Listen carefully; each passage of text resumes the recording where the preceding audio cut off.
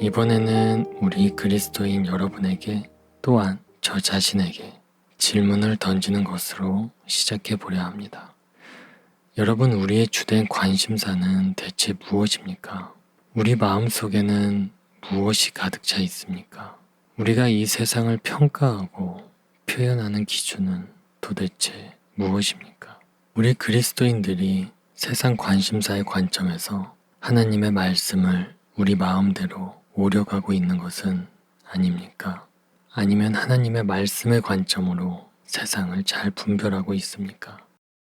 여러분, 성령님의 도우심 속에서 우리의 주된 관심사가 주님의 말씀일 때만, 또 우리가 주님의 말씀의 사람이 될 때에만, 또 우리의 마음이 말씀으로 가득 찰 때에만 우리는 허상과 실상을, 빛과 어둠을, 옳고 그름을, 길고 짧음을, 버릴 것과 취할 것을, 행할 것과 금할 것을, 영원한 것과 유한한 것을 바르게 분별할 수 있을 것입니다. 여러분, 중요한 사실은 그리스도인이라고 하는 우리 자신의 성령 충만함은 우리를 좋아하고 우리를 잘 알고 우리와 가까운 같은 그리스도인에 의해서 확인되는 것이 아닐 것입니다. 교회 밖 세상 속에서 하나님을 부인하고 그리스도인인 우리를 조롱하는 자들이 우리의 향기롭고도 감미로운 변화를 도저히 인정할 수밖에 없을 때, 바로 그때에만 우리는 진정으로 성령 충만한 그리스도인임에 틀림없을 것입니다. 이처럼 자신에게 남은 시간을 매일매일, 매 시간을 성령 충만한 시간으로 채워나가는 것은 결코 쉬운 일은 아닙니다. 그리스도인이라는 우리는 주일마다 교회를 찾아가 주님께 예배를 드립니다. 물론 현재는 비대면으로 인해 온라인 예배를 드리고 있습니다만, 그리스도인이라는 우리가 주일 예배 때에만 주님에게 잠깐 집중하고 그 다음 날인 월요일 아침 눈을 떴을 때에는 다시 세속적인 삶에 자연스럽게 흡수되어 버리고 마는 것이 현실입니다.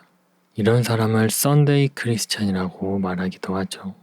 여러분, 다시 한번 말씀드리자면 우리는 주일날 예배당 안에서 은혜롭게 예배를 드립니다.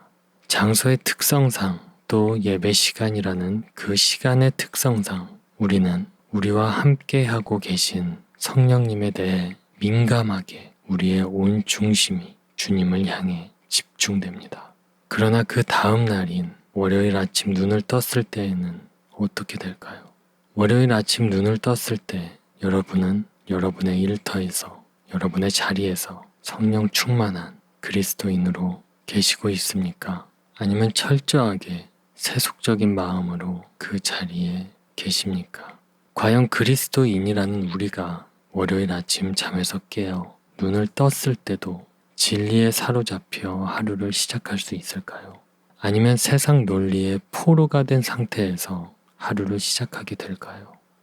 월요일 아침 잠에서 깨어 눈을 떠 하루를 시작해서 자신의 일터 같은 곳에서 만나야 하는 자신의 주위 사람들 중 여러분을 비난하던 사람들, 그 사람들이 과연 여러분을 향기롭고 감미로운 성령 충만한 사람이라는 사실을 진심으로 느끼고 있을까요? 아니면 이 세상 그 누구보다 그리스도인인 우리를 세속된 사람으로 보고 있을까요?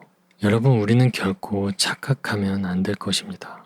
우리의 성령 충만함은 주일날 예배당 안에서 또는 예배 시간에 판가름되지 않습니다. 그것은 예배가 끝난 후에 판명될 것입니다. 월요일 아침 잠에서 깨어 눈을 떴을 때 그 시간에도 성령님을 쫓으며 한 주간을 시작하는 사람이 성령 충만한 사람일 것입니다. 성령 충만한 삶에는 별도의 장소나 별도의 시간이 따로 분리되어 있지 않습니다. 월요일 아침 잠에서 깨어 눈을 떴을 때 그 시간에도 우리 그리스도인은 성령님의 조명 안에 거하면서 이 세상 속에서 성령 충만한 그런 그리스도인으로서 삶을 시작하는 사람이 진정으로 성령 충만한 사람일 것이며, 바로 그런 사람들에 의해서 세상은 새로워질 것입니다. 월요일 아침 잠에서 깨어 눈을 떴을 때에도 성령님을 쫓아 사는 사람이라면 그 사람이야말로 이 세상의 어둠을 밝히는 진리의 등대가 되고 진리의 열매를 위해서 스스로 걸음이 되는 것을 피하지 않는 진리의 미랄이 되고 그 사람의 한마디 한마디는 주님의 또 다른 언어들, 다시 말해서 주님의 증인됨으로 승화될 것입니다. 여러분, 부정할 수 없는 사실은 대부분의 우리 그리스도인들도 세상 사람들과 다르지 않게 자신이 원하는 것들만을 얻기 위해서 살아갑니다. 그래서 오늘날 적지 않은 그리스도인들에게 주님은 자신이 얻기 원하는 것을 성취해주는 수단 정도로만 생각하는 사람들이 많습니다. 여러분, 참된 그리스도인은 자신이 원하는 것이 아니라 나 자신이 바로 그리스도인으로 살아가는데 필요한 것을 주님께 구하는 사람일 것입니다. 나 자신이 그리스도인으로 살아가는데 필요한 것을 주님께 구하는 사람은 자신에게 없는 것으로 인해 실족하거나 타락하지 않는 단단함을 갖고 있습니다. 자신에게 없는 것은 하나님이 보시기에 그것은 당장 불필요한 것으로 믿음으로 받아들이기 때문입니다.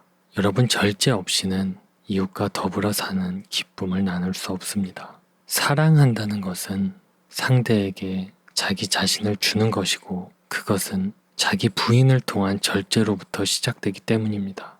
여러분, 우리 같은 불안정한 존재가 어떻게 매사에 철저하게 내가 원하는 것과 그리스도인으로서 내게 필요한 것을 참되게 분별하며 살아갈 수 있겠습니까? 그것은 결코 쉬운 일이 아닙니다. 여러분, 어떻게 하면 스스로 철저히 절제하며 이웃과 함께 기쁨을 누릴 수 있을까요? 월요일 아침 잠에서 깨어 눈을 떴을 때부터, 아니, 월요일 아침 잠에서 깨어 눈을 떴을 때에도 성령님을 쫓아 성령 충만한 삶을 추구하면 가능할 것입니다. 여러분, 우리 매일매일 매 시간 성령님께 사로잡혀 살아갑시다. 그 성령님께 취해 살아갑시다. 그 성령님께 온전히 젖으며 살아갑시다. 그분의 지배 속에 살아갑시다. 성령님께서 우리를 진리 가운데로 인도하시면 주님께서 친히 주님의 말씀을 생각나게 해주실 것입니다. 그 말씀을 매일매일 매 시간 쫓아 살아갑시다. 바로 그때 하나님을 부정하고 그리스도인인 우리를 조롱하던 사람들이 향기롭고 감미롭게 변화된 우리의 그리스도인 됨만은 인정할 수밖에 없을 것입니다. 매일매일 매 시간 성령님을 쫓아 사는 우리의 삶 자체가 예배의 생활화, 생활의 예배화로 승화된 성령 충만한 삶일 것이기 때문입니다. 여러분, 세상 관심으로 주님의 말씀을 우리 마음대로 오려버리는 것이 아니라 성령님께서 기억나게 해주시는 주님의 말씀을 쫓아 우리가 원하는 것과 그리스도인으로서 필요한 것을 잘 구별하며 살아가는 것을 주님께 힘써 기도하며 구하십시다. 그래서 주님을, 우리 그리스도인을 부정하고 우리를 조롱하던 자들마저도 날로 향기롭고 감미롭게 변화되는 우리의 삶을 인정할 수밖에 없도록 주님께 힘써 기도하며 구하십시다. 그와 같은 우리의 삶이 이 어두운 세상을 비추는 진리의 등대가 되게 주님께 힘써 기도하며 구하십시다. 시편 37편 16절입니다. 한 의로운 사람의 적은 소유가 많은 사악한 자들의 풍부한 재물보다 더 나으니.